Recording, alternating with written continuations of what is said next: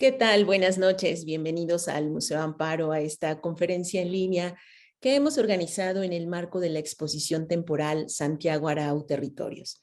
El título de la conferencia de hoy es La extraordinaria naturaleza mexicana y nos da muchísimo gusto recibir al doctor Carlos Galindo Leal, director general de comunicación de la ciencia en la CONABIO. Doctor, buenas tardes, bienvenido, muchas gracias por estar esta tarde con nosotros. Carlos Galindo Leal estudió biología en la Universidad Metropolitana en la Ciudad de México. Tiene una maestría y doctorado en ecología en Canadá. Trabajó como investigador en ecología y conservación en la Universidad de Columbia Británica en Canadá y en el Centro para la Biología de la Conservación de la Universidad de Stanford en California, dirigiendo proyectos en Latinoamérica y en Madagascar. Trabajó 10 años para organizaciones internacionales de conservación, en donde estuvo encargado de las regiones prioritarias del planeta, tales como Madagascar y el Océano Índico, Filipinas y la selva atlántica de Brasil, Argentina y Paraguay. Durante los últimos 12 años, ha trabajado como director general de comunicación de la ciencia en la Comisión Nacional para el Conocimiento y Uso de la Biodiversidad. Carlos Galindo es autor de libros como Migración Monarca, Mexicanos por Naturaleza y de una gran variedad de artículos científicos y de divulgación. Pues le damos nuevamente la bienvenida esta tarde y también nos da muchísimo gusto recibir a todas las personas que siguen esta transmisión en vivo. Comenzamos. Buenas tardes. Muchísimas gracias por la invitación al Museo Amparo. Muchas gracias, Silvia. ¿Me escuchan bien? Perfectamente, doctor. Muchas gracias. Pues es un gran gusto porque además de que el Museo Amparo me encantó cuando lo visité, me da mucho gusto que un museo de arte pues tenga este tipo de sesiones que tienen que ver con la naturaleza, que realmente es la inspiración, una de las principales inspiraciones para hacer arte. Muchas gracias otra vez y voy a compartir mi pantalla. Le puse como título a esta presentación La extraordinaria naturaleza mexicana, porque realmente es un tema gigantesco, es muy ambicioso hablar de la naturaleza mexicana y espero que podamos, pues, por lo menos darnos una pequeña idea de todo lo que tenemos en este país y que con esto, pues, nos den muchas ganas de conocerlo. Y voy a empezar contando una pequeña historia. Esta es una foto que tomé en un restaurante en Morelos, en Cuernavaca, un día. Espero que se les antoje. Les voy a platicar un poco de la anatomía de un taco de chinicuiles. Muchísimos de ustedes habrán probado los chinicuiles, algunos posiblemente no les atraigan mucho, pero pues para mí ver este taco me da muchas imágenes que les quiero ir platicando y pensemos en este taco como cualquier bocado que nos llevamos a la boca y todo lo que contiene. Entonces vamos a empezar por este inofensivo, inocente taquito de chinicuiles que tiene como base la tortilla. Y la tortilla sabemos que pues, es un símbolo nacional, proviene del maíz, que es una especie domesticada, diversificada en México en los pasados 10,000 años, que a su vez este maíz viene del teocintle, un pequeño, otro pasto, igual que el maíz, más chiquito, con un elote muy chiquito, como del tamaño de mi meñique, con unos 8 o 10 granitos.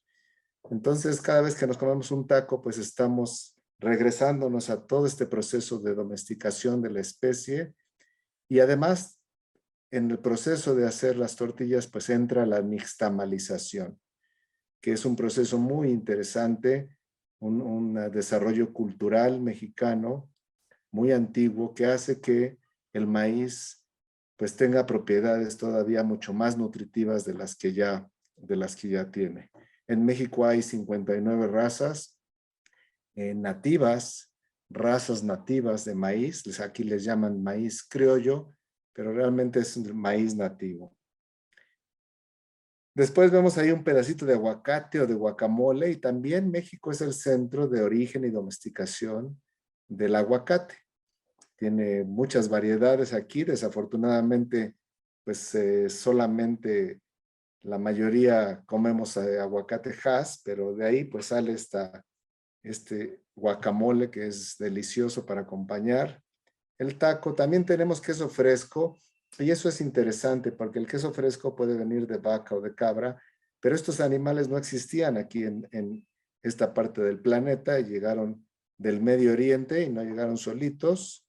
Les hubiera costado un poco de trabajo cruzar el océano, pero llegaron con pues, los españoles, con los europeos y se incorporaron sus productos a este taco de chinicuiles. Y finalmente, pues el actor principal, que es el chinicuil o chilocuil, del náhuatl, que quiere decir gusano de Chile. Y el chinicuil, pues es una polilla, es del grupo de las mariposas y polillas, de las cuales hay muchísimas especies. En México hay pues una alta diversidad, unas 10% de todas las especies. Y bueno, algunos lo conocerán si no lo han comido porque es el gusanito que se le pone a los mezcales o se le ponía. Creo que ya la costumbre se está perdiendo.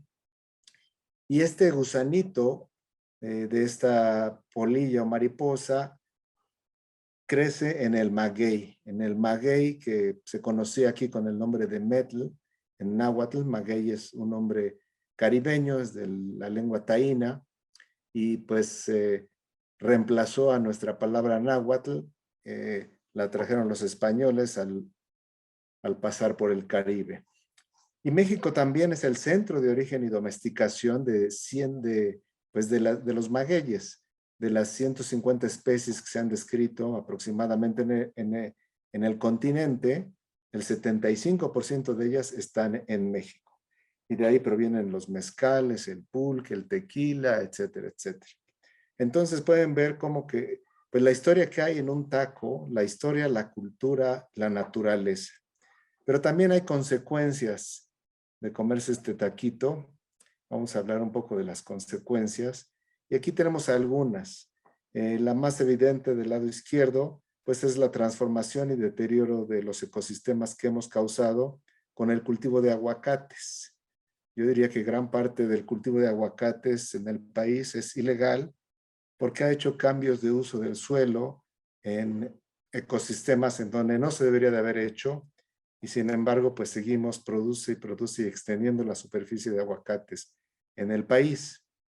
Lo mismo sería la consecuencia de las vacas, del ganado, de las cabras, pues que tienen un impacto bastante grande en los ecosistemas naturales. ¿Por qué es importante? Pues porque perdemos no solo naturaleza, sino perdemos también muchos beneficios al tener ecosistemas deteriorados. Por otro lado, tenemos pues la discusión de los transgénicos en el maíz, ¿no? Todo este rollo de si debemos tener transgénicos o no. Y dejemos no solo por el impacto que puedan tener los transgénicos, sino por todo lo que va alrededor de ellos, como son los herbicidas y los fertilizantes y los insecticidas.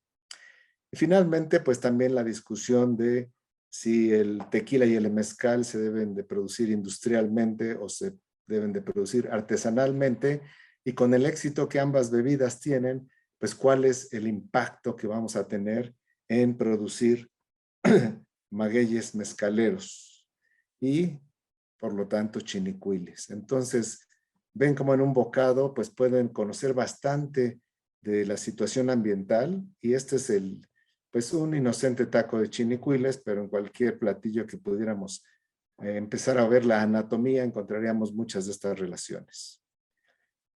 Bueno, después de esa clase de anatomía, vamos a platicar de estos 4 temas: México megadiverso, naturaleza hecha a mano, la crisis de la biodiversidad y qué podemos hacer acerca de esta crisis. Tenemos aquí la música de fondo con los camotes que están pasando por la casa. El camote, por cierto, también es una de las especies de naturaleza mexicana. Bueno, entonces tenemos aquí, primero, México megadiverso. Seguro que todos han escuchado esta palabra, megadiverso, ¿no? Que viene de hace unos 20 años quizás. Y aquí tenemos los 17 países megadiversos. Pero es interesante porque cuando empiezan a decir qué tenemos en común los países megadiversos, pues aquí ven que hay un poquito de todo. Hay de chile, de mole y de pinole. Hay un poco de todo. Pero sin embargo sí hay características que nos unen a estos países y vamos a hablar muy rápidamente. Esto podría extenderse mucho, pero vamos a hablar un poco de por qué somos megadiversos. El principal criterio que se utiliza para saber si un país es megadiverso es el endemismo, es decir, cuántas especies endémicas de plantas, no de animales, sino se está tomando como de plantas porque pues se conocen mejor. Si un país tiene más de 5,000 especies endémicas de plantas, entonces entra al grupo. Si no tiene 5,000 especies endémicas de plantas, pues puede tener mucha diversidad, pero pues no es invitado. Hay otros criterios como la diversidad de especies, la diversidad de niveles taxonómicos que vamos a platicar un poco y la diversidad de ecosistemas. Y afortunadamente México tiene de todos estos criterios y tiene pues no solo 5,000 especies endémicas de plantas, sino tiene alrededor de 12,000. Tenemos alrededor de 24,000 especies de plantas en México, plantas vasculares, y la mitad de ellas son endémicas. Y además tenemos muchas especies endémicas de otros grupos, como vamos a ir viendo. Así es que, pues afortunadamente, tenemos un lugar privilegiado, con características, pues, que pocos países tienen, y vamos a ir viendo algunas de ellas, lo que nos hace, pues, megadiverso. Aquí están algunos de los criterios, bueno, no de los criterios, de los factores que ayudan a que México sea megadiverso. La posición geográfica, estamos en la zona intertropical, nos cruza el trópico de Cáncer, y los países que están más cercanos al trópico pues tienen más diversidad. Tenemos una diversidad de paisajes increíble porque México tiene una increíble topografía, es un país arrugado a diferencia de otros que están más planchaditos. Tenemos bastante aislamiento histórico, estábamos separados de Sudamérica, eh, y eso también ayuda. Es un país grande, su tamaño es bastante grande, comparado con pues, los 200 o más países que hay en el mundo. La historia evolutiva es muy importante, esta historia de tener aislamiento y después tener un corredor biológico que es Centroamérica, que hizo que hubiera un intercambio de fauna y de flora. Y por supuesto la cultura. México es un país con una gran diversidad de grupos originarios que han tenido un papel muy importante, como vamos a ver, en la evolución y en la domesticación de varias especies. Y para darles un poquito de datos, aquí junté una tablita en donde les presento a los grupos de vertebrados, los animales más fáciles de reconocer, de los que más conocemos, y tenemos las especies nativas en México y las especies endémicas y los porcentajes. Entonces vemos que peces, el 10% de los peces en México son endémicos, la mayoría son peces dulceacuícolas, pequeños pececitos que viven en lagunas, en manantiales. Anfibios, tenemos casi el 50% de nuestros anfibios son endémicos. Reptiles el 60%, aves el 11% y mamíferos 32%. En el caso de los mamíferos, pues son los mamíferos pequeños, como musarañas, murciélagos, ratones, los que son endémicos, muchos de ellos viven en islas. Y si comparamos esto con el mundo, pues aquí hay varias tablas que les voy a ir viendo, la de vertebrados, el número de especies en el mundo y el número de especies en México. Por cierto, acá arriba a la derecha, el número de especies en el mundo actualmente está sobre 2 millones de especies conocidas. Seguramente hay bastante más, pero todavía no las hemos bautizado con nombres y apellidos científicos. En México tenemos alrededor de 111,000 descritas. También seguramente hay más, pero todavía no las tenemos todas. Y aquí ven una tablita azul con los invertebrados, algunos grupos de invertebrados importantes. Como ven, insectos en el mundo, pues son la mitad de las especies, 1 millón de especies de insectos en el mundo. Y en México, pues son casi el 40% de las especies. En cuanto a las plantas, tenemos aquí, como les decía, más o menos 23,000, 24,000 especies de plantas con flores y otros grupos como musgos, helechos y algas, también importantes. Pero ven también las gimnospermas aquí abajo. Las gimnospermas incluyen a los pinos, a las coníferas, los oyameles, los cedros, también a las cícadas, y ven que también tenemos pues un buen porcentaje de las especies del mundo. Los hongos son un grupo poco conocido todavía. Seguramente hay muchísimas especies por describir de hongos, y pues ahí están los números. La información viene de la Unión Internacional para la Conservación de la Naturaleza, y es información de 2021. Bueno, hace tiempo hice un ejercicio de comparar precisamente qué sucede en países que están en la latitud similar a México y que además tienen un tamaño similar. Y comparando, hice la comparación con varios grupos, pero aquí les presento los datos de reptiles para que vean lo que es realmente ser megadiverso. En México tenemos más de 800 especies de reptiles, y en Argelia, que es un país de tamaño similar y en la misma latitud, pues solamente hay 60. Claro que Argelia pues está en el desierto del Sahara, así es que es un poco, tiene un poquito de desventajas.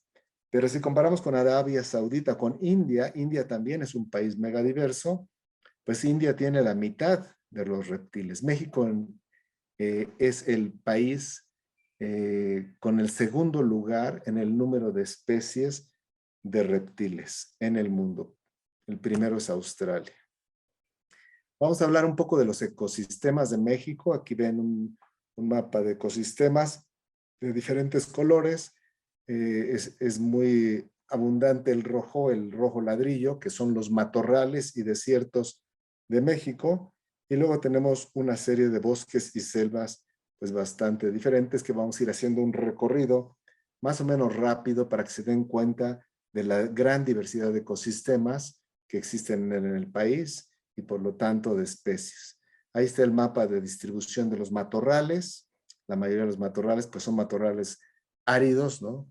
Y aquí tenemos matorrales, son ecosistemas dominados por arbustos, no hay árboles, sino son arbustos, y aquí tenemos algunas de las maravillas que hay en México, algunas de las especies increíbles de los matorrales, como estos cactos candelabros o cactos así muy altos, las yucas o la pata de elefante, y unas especies endémicas, esta especie endémica de Baja California y de Sonora.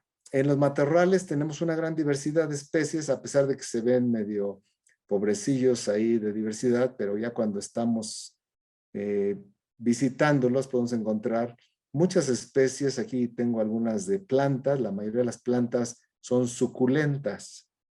¿Qué quiere decir? Que tienen la capacidad de absorber el agua y pasar las temporadas de sequía con el agua que absorben, pero son grupos muy distintos. Los magueyes, por ejemplo, los cactos, aquí hay varias especies de cactos, todas estas son cactos, los nopales tan conocidos en México, y algunos reptiles que puse aquí, un coyote, algunas de las especies que vemos que viven en los matorrales. Aquí vamos a platicar de precisamente ese tema de los grupos taxonómicos diversos. Y aquí hay dos grupos de los matorrales, aunque no son solamente de los matorrales, que son los magueyes y los nopales, dos familias muy, muy diferentes, muy distantemente, es más, no están relacionadas, a veces los confundimos a magueyes y nopales, pero son completamente distintos. En México tenemos, como había mencionado, pues alrededor del 75% de las especies del mundo están en México, y por eso tenemos esa gran diversidad de mezcales y de pulques y tenemos el tequila, además de muchísimos productos. Los españoles le llamaron el árbol de las maravillas por todo lo que se obtiene de los magueyes. Y pues los nopales no se quedan atrás, ¿no? Los nopales, que son de la familia Cactaceae, no solo la familia Cactaceae es muy diversa en México. México es el país más diverso en el mundo en cactus, pero además es el más diverso en nopales. Estos son grupos taxonómicos muy diversos, o que se considera pues que México es el centro de diversificación de estos dos familias. La mitad de las especies de los cactus están aquí en México. Pasamos a un ecosistema un poco más sencillo, que son los pastizales, más sencillo y bastante más deteriorado. Lo hemos convertido pues en zonas de cultivo, en zonas ganaderas. Entonces realmente el pastizal ha sufrido bastante y pues tenía una fauna y una flora increíble. Aquí ven el bisonte que todavía afortunadamente tenemos en Chihuahua, los berrendos que se han ido recuperando, los perritos de las praderas, algunas codornices, las tortugas del desierto, las liebres y algunas de las plantas, los pastos, los ocotillos acá arriba y los nopales de zonas áridas, ¿no? Entonces, esta era la fauna y flora de los pastizales de México, pastizales también áridos. Y un ejemplo maravilloso de un sitio en medio de los pastizales es Cuatro Ciénegas, Coahuila. Son estos humedales que tienen estromatolitos.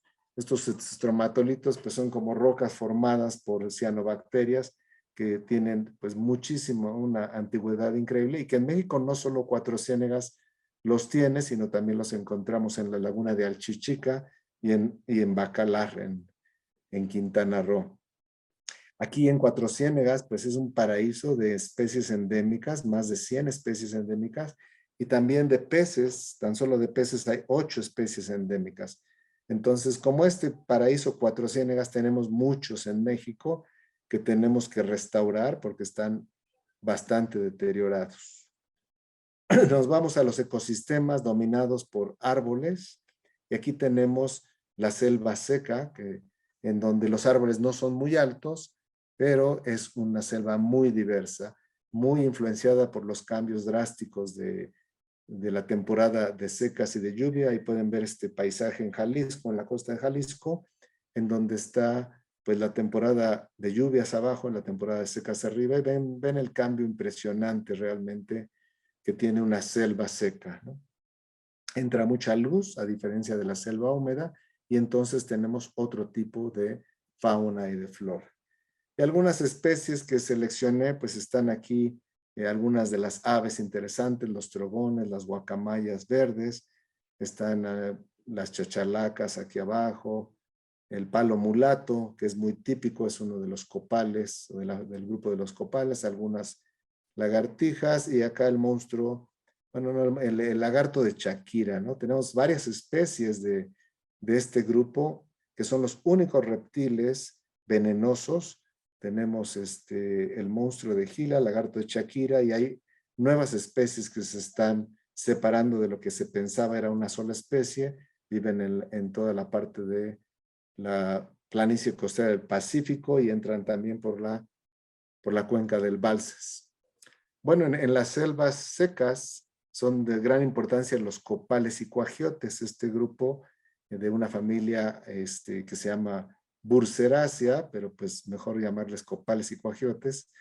Y pues muchas de las especies, 19% de las especies en el mundo están aquí en México, y además son de gran importancia cultural. Las cajitas de Olinalá, que algunos de ustedes conocerán esta artesanía, pues provienen precisamente de una de estas especies, el Linaloe. Las selvas húmedas, de las cuales también ya nos queda bastante poco, pues son ecosistemas dominados por árboles con muchos estratos, con una diversidad de plantas epífitas, lianas, orquídeas y demás, bromelias. Es un ecosistema muy, muy complejo, muy, muy asombroso, y que se distribuye, como ven, en el sureste de México. Todavía antes llegaba hasta Tamaulipas, todo Veracruz, pero básicamente lo hemos ido desplazando y nos queda realmente poco, ¿no? Y en estas selvas húmedas, pues hay una gran variedad de especies, los monos aulladores, los monos arañas.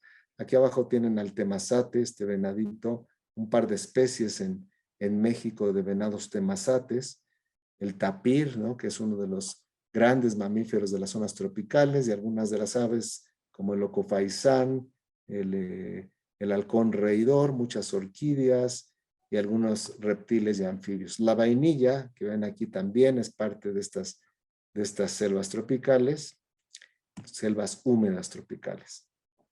Pasamos a los bosques templados, que son pues bastante familiares para nosotros, para los que vivimos cerca de las montañas, porque se distribuyen pues ampliamente en las Sierras Madres, en la Sierra Madre del Sur, en Chiapas, y son realmente increíbles. El bosque acá nevado es de la Sierra San Pedro Mártir, un paisaje muy distinto a lo que estamos acostumbrados, y bosques muy distintos, aunque sean todos bosques de pino y pino encino, cada uno tiene una composición distinta, ¿no? Aquí está el bosque de San Pedro Mártir allá, y una gran cantidad de especies de pinos son mexicanos. Eso es realmente increíble.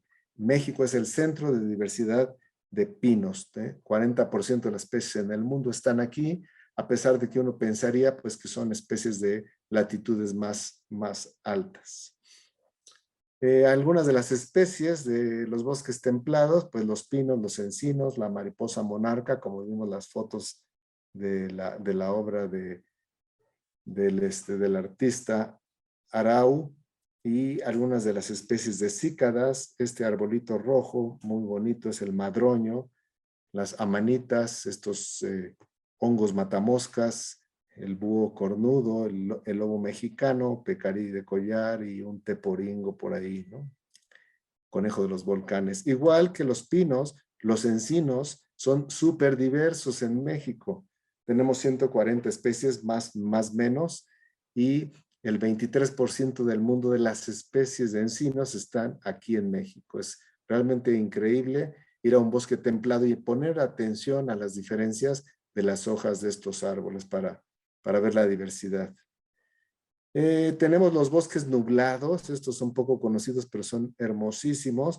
Son poco conocidos porque están bastante restringidos, como ven en el mapa, a la Sierra Madre Oriental, la Sierra Madre de Chiapas, y además de lo restringido que están, pues también han sido bastante perturbados. La propia ciudad de Jalapa está en una zona de bosques nublados, y esta franja del bosque nublado, pues es también la franja donde nos gusta crecer el café, ¿no? El café de altura. Entonces, una gran cantidad de helechos arborescentes, como ese que están viendo ahí. Y algunas de las especies, pues el quetzal, el famoso quetzal, y el pavón, que no es tan famoso, pero por ahí se está asomando, el unicornio de los bosques nublados, son especialistas en estos bosques. Los helechos, como les comenté, gran cantidad de bromelias, de estas plantas epífitas, que son geniales, porque además ahí adentro tienen, pues es todo un condominio en los árboles, ¿no? Tienen ranitas, tienen hormigas, lagartijas, ahí vive todo el mundo. Entonces, estos bosques con gran cantidad de lluvia, pues albergan también una gran cantidad de anfibios y de epífitas y de otras muchas plantas. Aquí está el café, porque también es la franja de cafetera. Bueno, en México también hay muchos humedales. Algunos han sido también muy fragmentados o están desapareciendo, como aquí el lago de Xochimilco, que tenemos aquí en la Ciudad de México, que queda pues un remanente realmente pequeño, y otros muchos, y entre ellos pues este sistema de cenotes de ríos subterráneos que es impresionante, el más grande del mundo, y lo tenemos en la península de Yucatán. Aquí hay algunos de los temas de estos cenotes de la península, pues muchos creados por el cráter del impacto del meteorito de Chicxulub, que acabó, bueno, una de las teorías es que acabó con los dinosaurios hace 65 millones de años, y también dejó pues una serie de cenotes, todo un arco de cenotes, pero hay por todos lados, y se han estado investigando. Es un sistema maravilloso, muy frágil, en donde además de tener todas estas especies endémicas, como este remipedio que está aquí, un crustáceo muy primitivo, pues también se han encontrado pues la parte de los pobladores más antiguos de México, ¿no? Hay varios descubrimientos, entre ellos este de la Mujer de las Palmas, pero hay una docena de descubrimientos de personajes que vivieron en esa zona hace 10 a 12,000 años, acompañados de la fauna de la edad del hielo, de tigres dientes de sable, de gonfoterios, de armadillos gigantes, de perezosos gigantes, realmente pues una época muy, muy interesante. Los humedales son muy importantes y también están muy, muy deteriorados, no solo por sus especies endémicas, sino porque de ahí recibimos una serie de servicios ambientales increíbles, ¿no? Entonces, esta es una prioridad que hay que restaurar.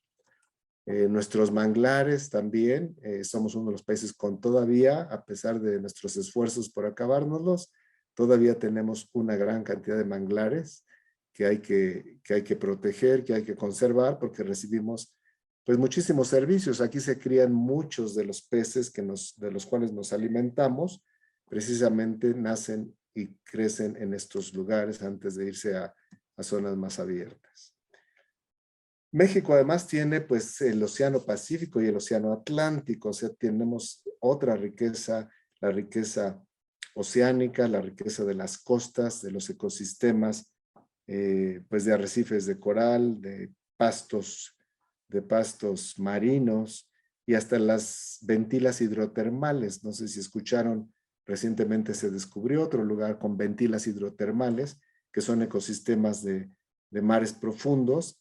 En México nuestros mares pueden alcanzar hasta 5,000 metros de profundidad y ahí hay ecosistemas pues que viven en la oscuridad, que no dependen del sol y que son una comunidad súper, súper interesante. Pero aquí en los mares, en el mar Pacífico, tenemos 39 especies de ballenas y delfines, que es el 50% de las especies en el mundo, las podemos ver aquí en México. Y lo mismo con las tortugas marinas, la gran mayoría de las especies están aquí en México, solamente hay una especie que no está, pero todas las demás tortugas marinas vienen aquí a México en alguna época del año. En el Océano Pacífico también tenemos a la vaquita marina, que espero que hayan escuchado sobre ella, y pues muchas otras especies. Aquí es una foto acá abajo de las ventilas hidrotermales, estos ecosistemas de profundidades que pues viven de energía térmica y de sustancias como azufres y otras, pero no de la fotosíntesis que captura la energía del sol, ¿no? Bueno, en esta zona tenemos en el Pacífico el Golfo de California, que es increíble, ¿no? Le llamaban el acuario del mundo, el Capitán Cousteau, por la gran diversidad. Y si ustedes ven un mapa del mundo y empiezan a buscar este tipo de golfos, pues no hay muchos en el mundo. Van a encontrar muy pocos y este es uno de los más diversos. Tenemos no solo la parte marina, sino en la parte terrestre, pues algunas aves, que casi el 95% de la población mundial, como este gallito de mar elegante, que anida en Isla Rasa, ¿no? Estas islas son muy importantes y afortunadamente México ha hecho muy buen trabajo en la remoción de especies invasoras de islas. Todas las islas en el mundo tienen el problema de invasiones de ratas, de gatos, de perros, de caballos, de burros, de todo, y eso tiene un impacto gigantesco en las especies nativas, que muchas de ellas son endémicas. Afortunadamente ha habido organizaciones de la sociedad civil y la Comisión Nacional de Áreas Protegidas que por 20 años se han dedicado a restaurar estas islas y a eliminar a las especies invasoras. Bueno, otra maravilla aquí en México es el Golfo de México y el Mar Caribe, y ahí encontramos el arrecife mesoamericano. El arrecife mesoamericano es el segundo de mayor tamaño después del australiano. Este no es continuo, sino se va distribuyendo desde el norte de Quintana Roo hasta Honduras, y vamos encontrando ahí una serie de arrecifes pues muy, muy increíbles, con muchísimas especies. Aquí hay un crustáceo del grupo de los cangrejos y camarones, Y también hay muchísimas especies. En México, 12% de las especies del mundo de estos animalitos, cangrejos y camarones, langostas, viven en el país. En el Golfo también y en el Caribe encontramos pues especies como el tiburón ballena, el pez más grande del planeta, o el manatí del Caribe, o los cangrejos ermitaños, estos que son muy, muy antiguos, caballitos de mar, y pues muchas aves como esta fragata que anidan en estas zonas. Acá del lado izquierdo les puse uno de estos peces invasores que recientemente pues han causado muchos problemas en el Caribe y pues es el problema y seguramente introducido por acuarios, ¿no? Hay muchas especies que viajan de polizones en los barcos y entonces cuando limpian el barco colonizan áreas distintas de los lugares, muchas veces causando problemas económicos, ecológicos, pero hay otras que son introducidas a propósito y sobre todo tenemos problemas con los acuarios, ¿no? Con los peces que se sueltan en áreas naturales, en áreas silvestres y que no pertenecen a esos lugares. Bueno, vamos a pasar al segundo tema. Estos de los siguientes temas son más breves, pero básicamente lo titulé La naturaleza de chamán. ¿Y de qué se trata? Pues de que la mayoría de las especies de las cuales nos alimentamos han sufrido un proceso de domesticación. Muchas plantas, muchos animales los hemos ido domesticando a través de la agricultura y en el mundo hay solamente pues alrededor de ocho regiones, 8 lugares que son cuna de la mayoría de las especies agrícolas. Y aquí están, se les llama centros Vavilov por el investigador ruso que los describió primero. Y encontramos que entre ellos pues está Mesoamérica. México, aquí les falló un poquito el mapa, habría que darle más color a Guatemala y a otros países centroamericanos para que realmente fuera Mesoamérica. Y ahí mencionan al maíz y a la calabaza. Y bueno, en otros está acá en China el arroz y en el Mediterráneo, pues una serie de animales, ¿no? Además del trigo y de la cebada. Y bueno, esto ahora se conoce como patrimonio biocultural, que realmente es ya la unión entre la naturaleza y las actividades humanas, cómo hemos ido relacionándonos con los ambientes. Y no solo nos relacionamos en la domesticación de las especies, sino pues de muchas maneras vamos mejorando el conocimiento y las prácticas ecológicas locales. A veces se nos olvidan y tenemos que regresar a investigar cómo se manejaban los ecosistemas. Pero este patrimonio también incluye toda esta riqueza biológica, pero además su manejo. Y su manejo no solo a nivel de población, sino a nivel de los paisajes. Tenemos muchos paisajes que ahora se conocen como culturales, que han sido modificados poco a poco, pues para beneficio de las sociedades humanas. Y también el patrimonio biocultural incluye la herencia, la memoria y las prácticas vivas de lo que estamos haciendo el día de hoy. El patrimonio biocultural no solo es de nuestros ancestros, sino también es contemporáneo. Actualmente seguimos relacionándonos de diferentes maneras con las especies y con los ecosistemas. Y como resultado, pues hemos creado, esta es biodiversidad creada por el ser humano, pues todos estos productos en México, aquí ven muchos alimenticios, como el maíz, el chile, los aguacates, las guayabas, pero también están las plantas ornamentales como la nochebuela, está el algodón como fibras textiles o algunas otras fibras textiles. Entonces, todos estos son productos que reconocemos y que ahora todo el mundo utiliza, que han sido el proceso de la domesticación, pues por los agricultores básicamente. Además tenemos sistemas agrícolas muy diversos, muy antiguos, pues que son el resultado de una selección también cultural y que deberíamos de restaurar. ¿Y para qué les cuento más del deterioro de Xochimilco, ¿no? Xochimilco, una de las zonas y de los sistemas agrícolas más productivas del planeta y lo estamos cubriendo con campos de fútbol. Es realmente terrible lo que pasa con Xochimilco y deberíamos de ponerle más atención. Lo podemos restaurar, eso todo se puede restaurar, así es que lo que necesitamos es solamente poner atención. Y aquí puse un paisaje de Tlaxcala, de la Malinche, que tiene una serie de terrazas agrícolas increíbles, un sistema de terrazas pues muy antiguo de los tlaxcaltecas o de las comunidades de esta zona que todavía se utiliza, pero que también se están deteriorando. Ha habido cambios y estamos perdiendo pues, los servicios ambientales que nos proporciona. Entonces, esta naturaleza hecha a mano, pues la podemos apreciar de diferentes maneras. La apreciamos en los paisajes, en donde hemos ido desarrollando prácticas agrícolas, cuando tenemos, por ejemplo, canales, cuando tenemos apantles, ¿no? Para llevar el agua, o tenemos metepantles, estas terrazas separadas por magueyes. Pero también en México hay alrededor de 5.500 especies de plantas y animales que utilizamos de diferentes maneras. 5.500 especies, es realmente increíble. Y entre ellas, pues más de 200 de plantas con fines comestibles. Es interesante que en México no se domesticaron muchos animales. Realmente tenemos el guajolote, tenemos el xoloscuincle, el perro xoloscuincle, pero en cambio en la parte de las plantas, pues es un centro de domesticación impresionante.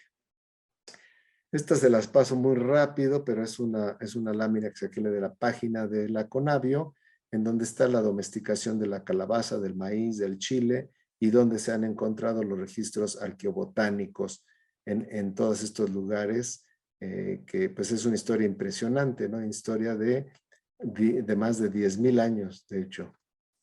Pero bueno. Y bueno, esta gran riqueza natural y la gran riqueza cultural que tenemos, pues nos ha llevado a tener este patrimonio que ya fue reconocido como patrimonio de la humanidad, que es la cocina tradicional mexicana, ¿no? Y que además, pues es una cocina que es bastante sana. Si le quitamos un poco de grasa y de refritos, pues es bastante sana. Vamos a ver aquí. Uy. Algunos de los productos que hemos hecho en la Conavio, en la Dirección de Comunicación de la Ciencia, pues tienen que ver con esta riqueza, que es una riqueza de nuestro patrimonio biocultural, ¿no? Y aquí tienen pues ejemplos de calabazas, de chiles, de maíces y de frijoles, y seguimos haciendo este tipo, también de las especies silvestres, también lo hacemos. Pero bueno, aquí viene la parte triste de la historia. Después de tener esta maravilla, este patrimonio natural tan increíble, pues vivimos en esta época de crisis de la biodiversidad, de la cual no nos enteramos mucho. Se oye, por el contrario, mucho del cambio climático, pero no de la pérdida acelerada que estamos teniendo en los ecosistemas y en las especies y en la variabilidad genética. Y además en el conocimiento, porque al perder también lenguas indígenas, por ejemplo, perdemos conocimiento. Al perder usos y costumbres relacionados a las plantas y animales, perdemos conocimiento, perdemos pues un conocimiento que además se creó a través de muchos años. Aquí hay un mapa que nos va a enseñar un poco los ecosistemas que vimos. Es muy simplificado, ¿no? Los ecosistemas terrestres y la pérdida que ha habido, pues que es más del 50%. Y estos son datos hasta el 2014. Ven ahí que queda mucho matorral, pero pero está muy deteriorado principalmente por el sobrepastoreo. Y de los bosques y selvas nos defendemos pues por razones de topografía, ¿no? Quedan los bosques de las sierras porque pues no se pueden convertir en agricultura, y otros lugares en donde tampoco hay muchas posibilidades de quitarlos. Y para los últimos años, la última década, encontré algunos datos en esta organización que se llama Global Forest Watch, de los sitios en donde realmente están sucediendo cambios muy impresionantes en la última década, y aquí pueden ver en Michoacán, en Guerrero, parte de Oaxaca y sobre todo Yucatán, Campeche, Quintana Roo, pues son los puntos en donde se está transformando pues lo que queda de selva y que sería una lástima que cambiáramos eso por otros ecosistemas. Aquí está el ejemplo. Esta es una imagen de 1984. Esta parte es el norte de Guatemala, la zona conocida como Petén. Este es el sur de Campeche, Calakmul. Van a ver el cambio. Ese es el cambio que ha habido. Voy a regresarme tantito para que vean la pérdida de toda esta selva increíble que pues decimos que es la selva más grande al norte del Amazonas, pues va realmente disminuyendo, aún en Belice. Aquí pueden ver Belice, Quintana Roo, Campeche y el Petén, pues un cambio terrible, ¿no? Y bueno, todos estos cambios en ecosistemas llevan también a la pérdida de especies. A veces perdemos las especies sin perder el ecosistema. Y tenemos casos en México de extinción o extirpación, se le llama, porque es extinción local. Por ejemplo, del oso pardo, que vivía en Chihuahua, y que básicamente fue cazado hasta la extinción. Tenemos el caso de la foca monje del Caribe con el mismo problema. El carpintero imperial de la Sierra Madre Occidental, el más grande del mundo, extinto también, ya no hay manera de regresarlo. Y el caracara de Guadalupe, de la isla de Guadalupe, como muchas otras especies de islas que son muy frágiles, ¿no? El lobo mexicano es un caso interesante porque pues, fue extirpado en los finales de los 70 en México, pero gracias a a un proyecto de reproducción en cautiverio se ha podido recuperar y afortunadamente en los últimos 10 años en México ya se han reproducido en libertad, en vida silvestre. Así es que ese es un caso de éxito. Hay otros casos de éxito, pero este es bastante interesante. Tiene una historia pues muy, muy interesante. Las especies que están en riesgo en México son muchísimas. Aquí tienen una idea de los números. 48 extintas en vida silvestre, alrededor de 500 en peligro de extinción, casi 1000 amenazadas y más de 1000 sujetas a protección especial. Entonces, tenemos muchas especies en riesgo y sin embargo a veces nosotros decimos, bueno, yo no contribuyo a la pérdida, pero sí contribuimos todos con nuestras actividades diarias. Pues todos los que vivimos en las ciudades hemos transformado los ecosistemas de una manera radical, pero además sobreexplotamos sin darnos cuenta de cuánto realmente podemos tomar de la naturaleza. Introducimos especies que causan pues catástrofes realmente en la naturaleza, contaminamos todo el tiempo. Si nosotros consumimos alimentos que están utilizando fertilizantes, insecticidas, herbicidas, estamos contaminando constantemente y, por supuesto, calentamos el planeta. Y lo calentamos bien por medio de la contaminación, por la producción de gases de invernadero, pero también por la reducción de ecosistemas que podían haber jalado ese dióxido de carbono y removido del ambiente, ¿no? ¿Cuál es el principal factor de estos problemas, de este deterioro? Pues hay un par de ellos, ¿no? Aquí dice, ¿qué es peor? Pues la ignorancia o la indiferencia. Pues quién sabe cuál de las dos será peor, pero ahí les va un pequeño examen. ¿Cuántas marcas conocen aquí? Seguramente conocen bastantes, es más, hasta conocen las que no están, pero son marcas que han parasitado nuestro cerebro. Y si al mismo tiempo les pregunto cuántas marcas reconocen aquí, pues a lo mejor reconocen la mariposa monarca y párenle de contar. Estas son fotos de la Ciudad de México. Es básicamente una muestra de 16 especies que están también en el Valle de Puebla y en el de Toluca y en gran parte del altiplano, pero que pues no conocemos actualmente. Y sin embargo, todas tenían nombres propios. Ahora ya les decimos mariposas y las convertimos pues en lo mismo. Perdemos la diversidad y es importante conocerlas. Y actualmente tenemos ya medios como la ciencia ciudadana, plataformas como naturalista, como en Ciclovida, que nos ayudan a todos a conocer a las especies mexicanas. Este es un cartel que me encontré hace un rato que anunciaba pues un concurso de dibujo para niños, el 10º concurso que viva la selva lacandona, y los ganadores se irían de viaje supuestamente a la selva lacandona, pero cuando empezamos a analizar a las especies que incluyeron en el póster, pues seguramente iban a parar en algún lugar bastante más lejano, porque las especies seleccionadas en el cartel pues son un tapir de Malasia, un leopardo africano, no es un jaguar, un tucán sudamericano, una guacamaya sudamericana, etcétera, ¿no?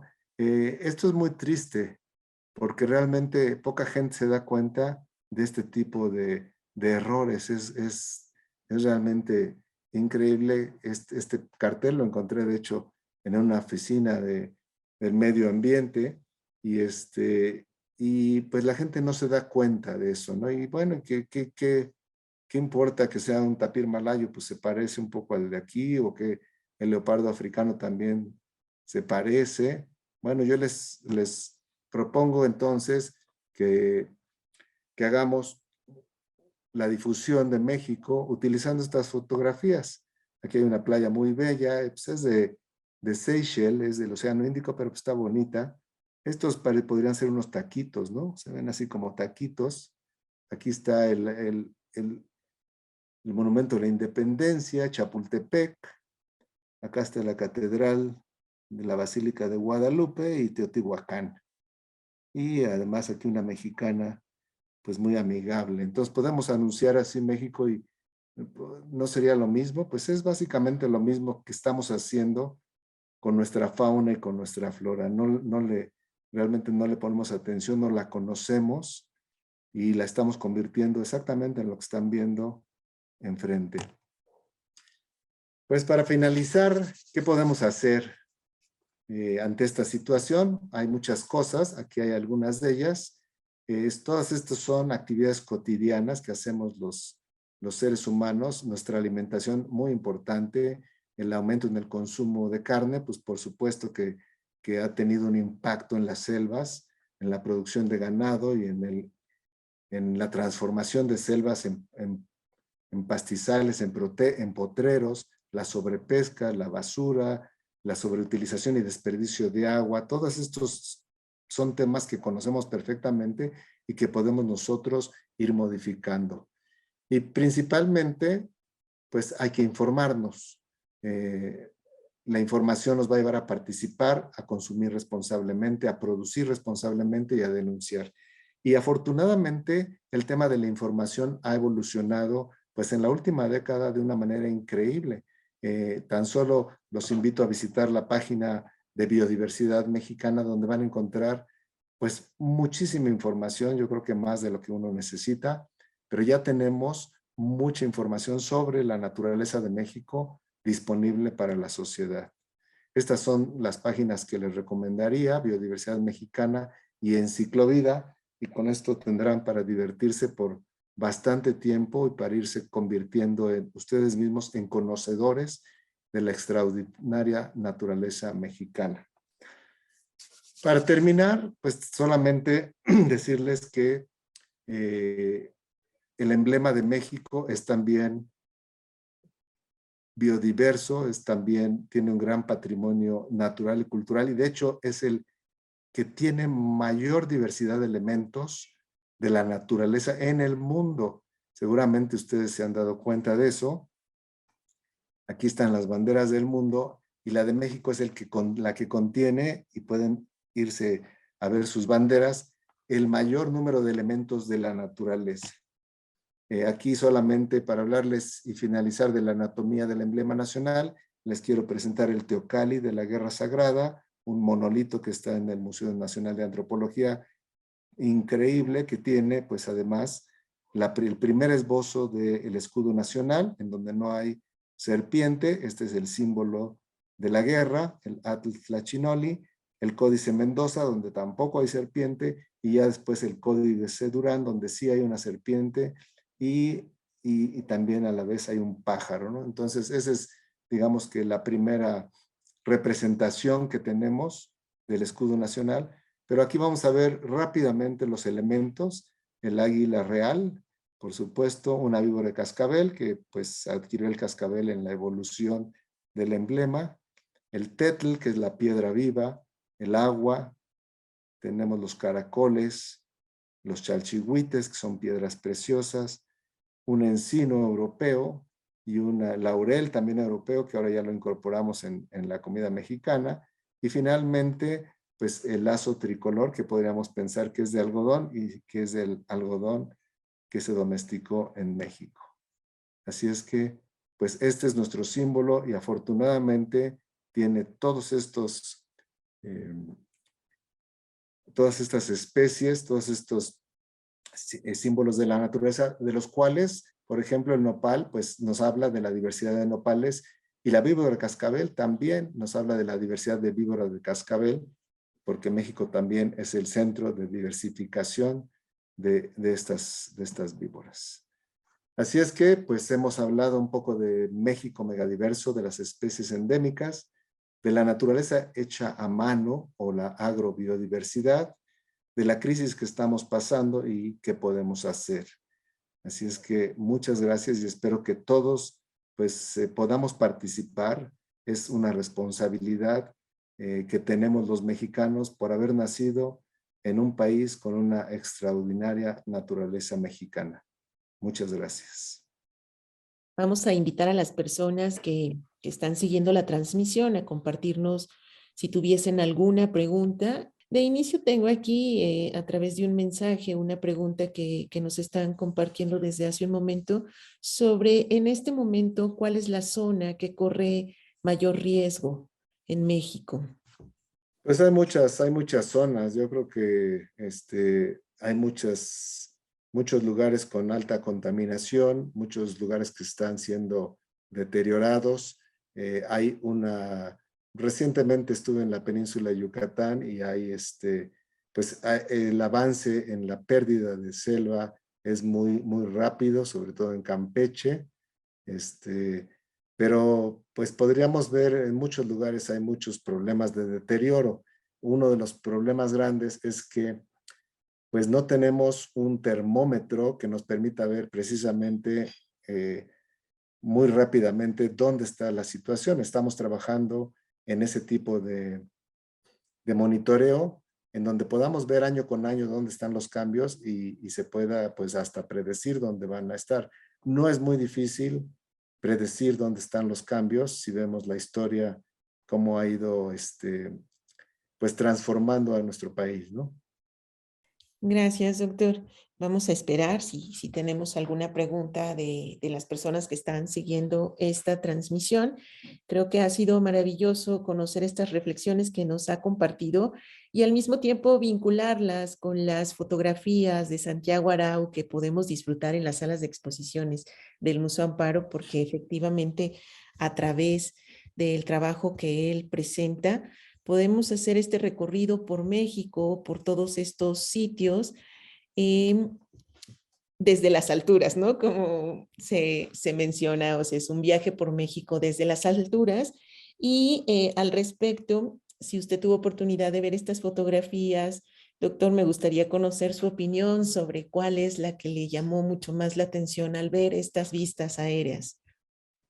Pues hay varias que vi que me llaman la atención. O sea, me gusta mucho el enfoque que tiene, por un lado de estética, como esta fotografía que está atrás de mí, me encantan los colores, es una fotografía pues que realmente nos da la estética de la naturaleza, ¿no? Aquí realmente hay muchas de estas increíbles, pero también las que me impresionan son las que muestran el impacto, ¿no? Tiene una que vi de el límite entre la ciudad y la naturaleza, digamos, que es bastante impactante. Y entonces la fotografía de Santiago Arau, pues no solamente es arte, sino también es denuncia en ese sentido.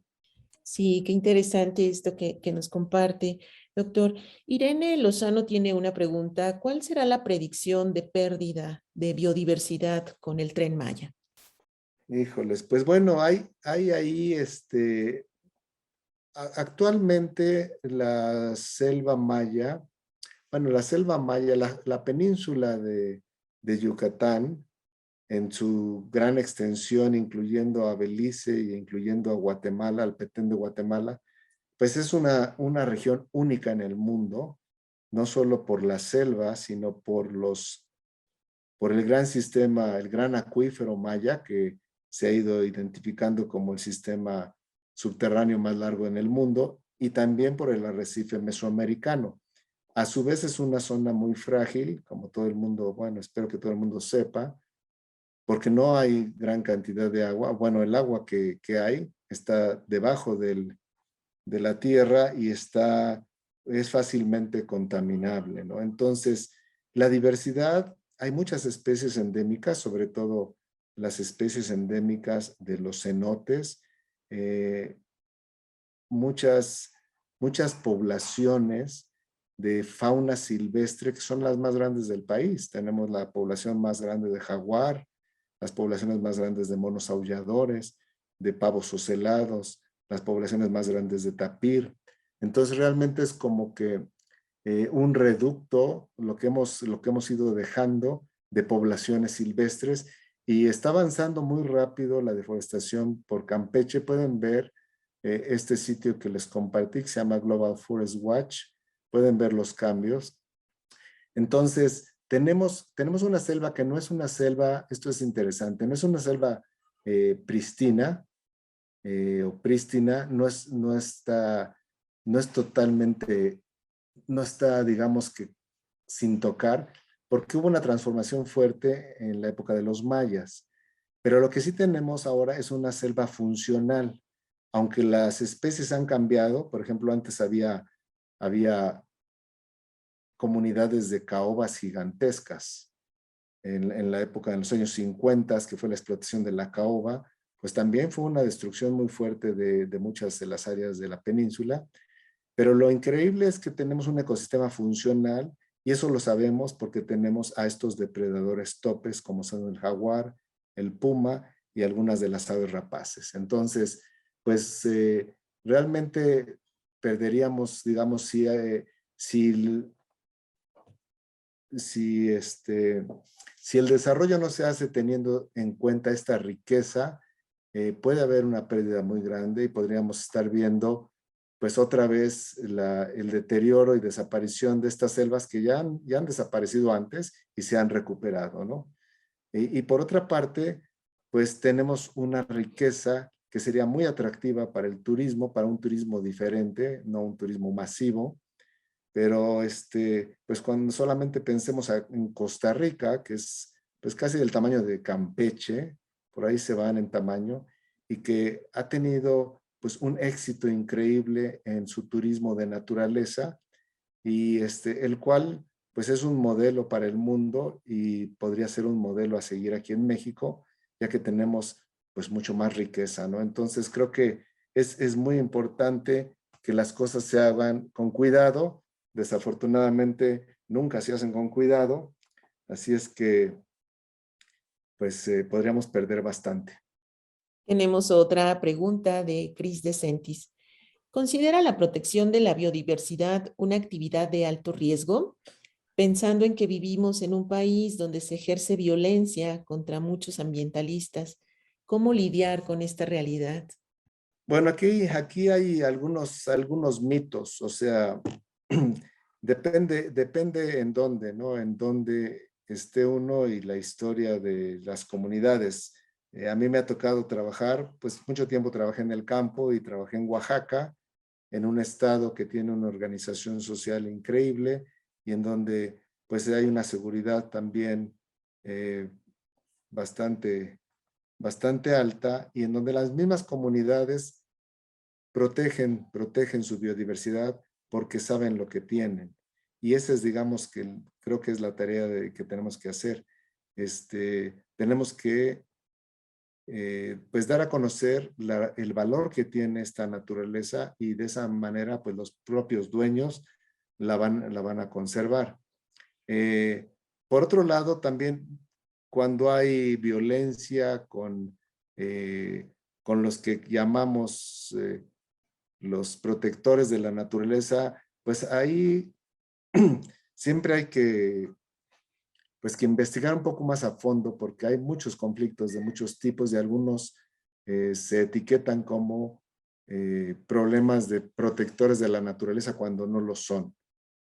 Entonces, digamos, los problemas locales son complejos, cambian muy rápidamente y depende cómo trabaja uno. Yo considero que lo importante es trabajar con los dueños de la naturaleza, que en general son las comunidades y ejidos, y hay muchos ejemplos de éxito.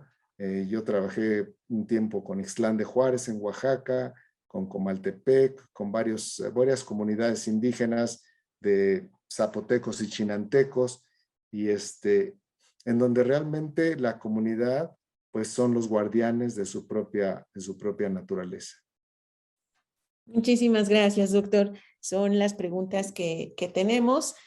Antes de cerrar esta sesión, bueno, nos gustaría si nos puede compartir su reflexión final para todos los que estamos siguiendo esta charla. Bueno, yo les comentaría que México es uno de los países que más información sobre la naturaleza tiene. He tenido la oportunidad de participar en reuniones internacionales en donde compartimos pues estas plataformas que hemos desarrollado como Biodiversidad Mexicana, que ha recibido premios a nivel mundial, o como Enciclovida, que es única en el mundo realmente. Y eso es un gusto, porque sabemos que hay mucha gente que le gusta la naturaleza y que quizás no se acercaba, porque lo veía como algo pues muy difícil, tendría que ser experto, y actualmente con la tecnología, con las aplicaciones móviles, algunas en las que hemos participado como naturalista, como A ver aves, realmente a mí me impresiona la cantidad de información que tenemos en nuestras manos. Y ese, como les puse en la charla, pues es el primer paso para valorar algo.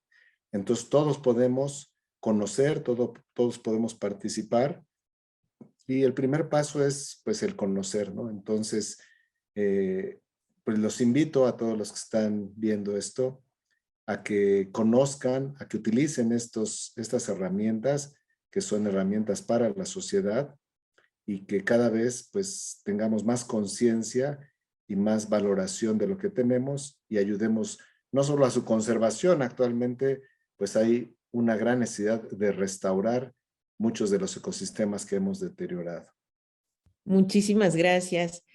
Pues despedimos al doctor Carlos Galindo, director general de Comunicación de la Ciencia en la Comisión Nacional para el Conocimiento y Uso de la Biodiversidad, y le agradecemos nuevamente por esta charla.